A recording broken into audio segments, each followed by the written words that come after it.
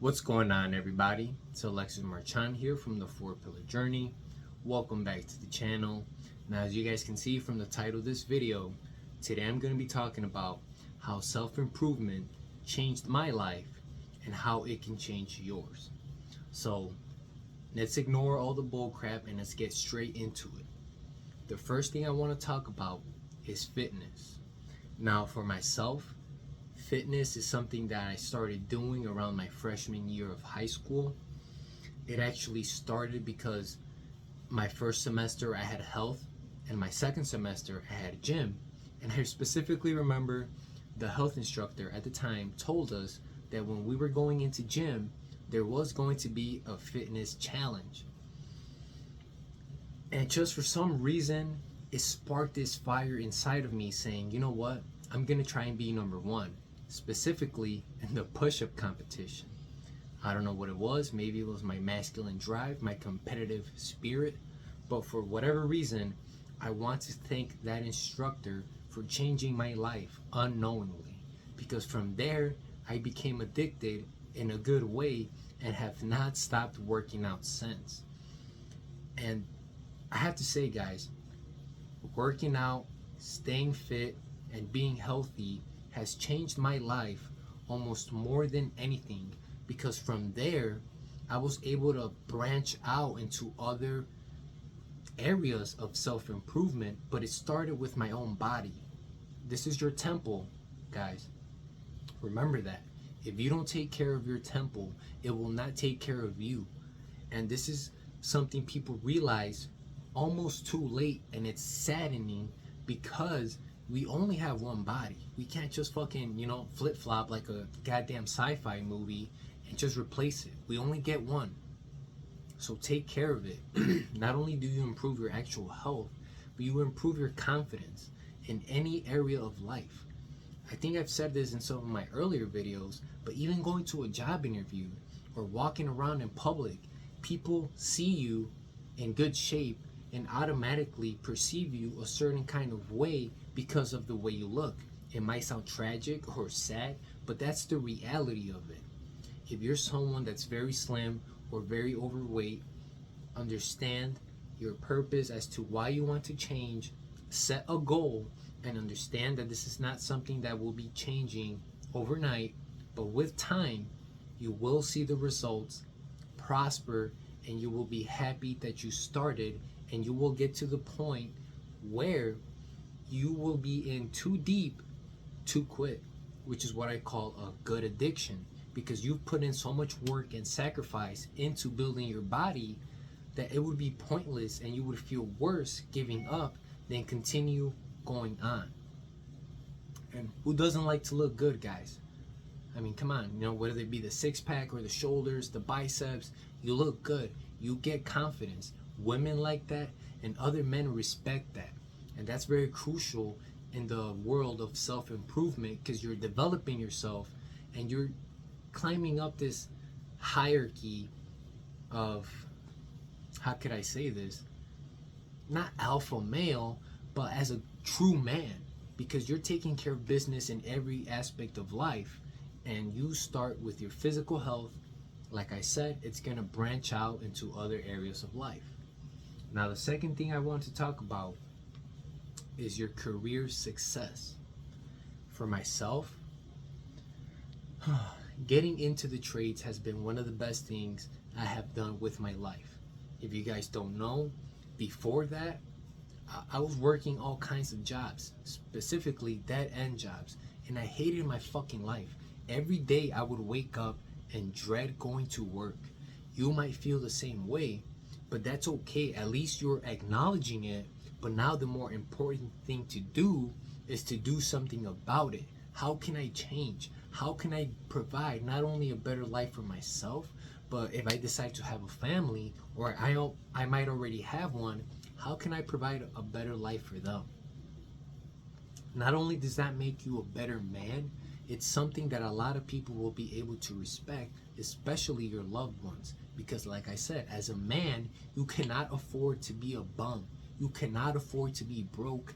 You cannot afford to hate your life, because as a man, people will rely on you. If you want to be a leader, people will have to be able to look up to you and follow you as an example. Imagine you have children and you told them, you know what, son or daughter, I did want to do X, Y, and Z, but I didn't do it. And they ask you why. And you tell them, because I gave up. Because I didn't want to go through the hard work, and now I'm suffering the consequences later on in life.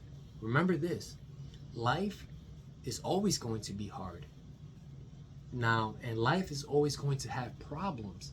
The only difference is you have to acknowledge and understand when and how you want your problems. For myself, I want the problems and the hard work now, so later on in life it can be a lot easier and I'm more financially stable and set to do things that I want, rather than spending my youth, living my youth, because you only have one life, and then when I'm 40 or 50, I'm regretting everything I did because I didn't step up my game, and now I'm still working at a fucking warehouse at 50 years old, hating my life.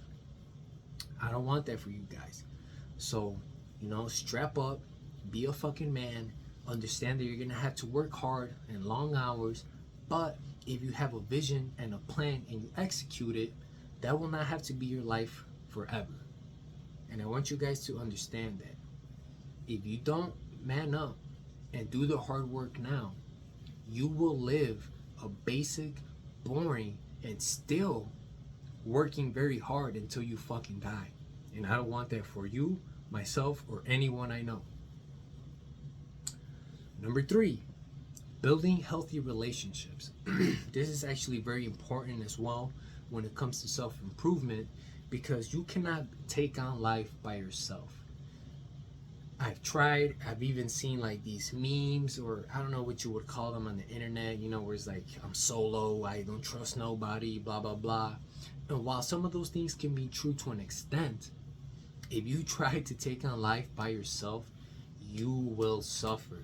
I can guarantee you that. But understand this. Learn the qualities of a good person, or even a woman, if that's something that you're looking for. Understand what it is that provides you value, but also understand this. Learn how to differentiate friends from people that are fake and that will flake on you. A lot of people have a lot of acquaintances or friends, but they don't really give two shits about you. If something were to happen to you, if you were down bad and you were to reach out to them, 99.9% of them would not help you. They would ignore you. It's like my father always said, you don't really truly have friends. Remember that. One of the only things you will always have is family, as long as we're alive. And I took that to heart because it's true. I've been in situations where I've been down bad and I really didn't have no one to reach out to help me out. But guess who was there? My family. So if you're in good standing or have good relations with your family, please, for the love of God, do not mess that up, because family, you will only have one. And as far as friends, I don't consider myself to have friends, but I consider them family, because they've done good to me and I've done good to them. It's like this fellow gentleman, Marquette Van Burton, says, be good to good people. Understand that when you have someone good in your life, do not mess up that opportunity because you have trust issues, but also do not be too trustworthy to be trusting anybody, because then people's evil nature will take over and they will fuck you over. You become weak. And like I say, don't ever confuse my weakness for kindness, because I will check you and I will find out. I might seem a little dumber than I appear in real life, but that's because I'm a very quiet and reserved person. But the people that do know me, and you build good relationships. Those relationships can stem, especially when you're working together as a group of people. Like with my coworkers, I'm super cool with them. The people I go to the gym to, the people that I want to do business with, those are the kind of relationships that you want, not relationships with people that you're spending getting fucked up on the weekends.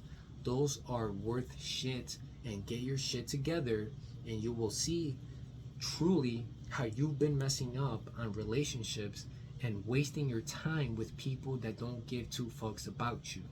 Remember that. Now, number 4. Excuse me.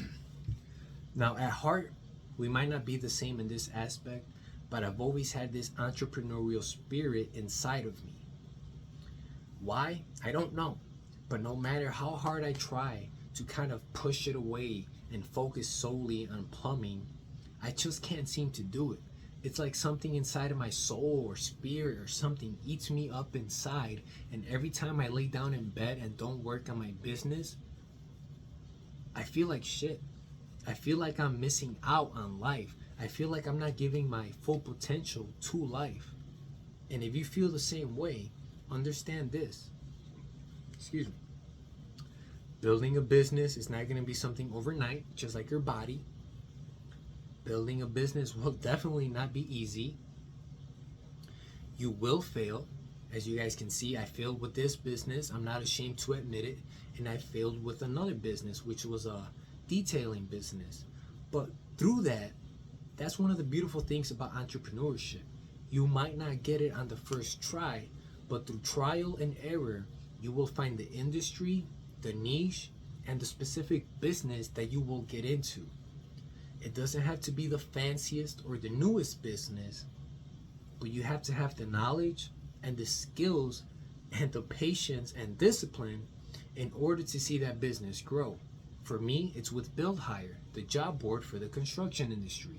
I understand that it's not something that's going to blow up next month and I'm making $50,000 a month and I'm going to be chilling. No, it might take a few years, even a fucking decade. I really don't know.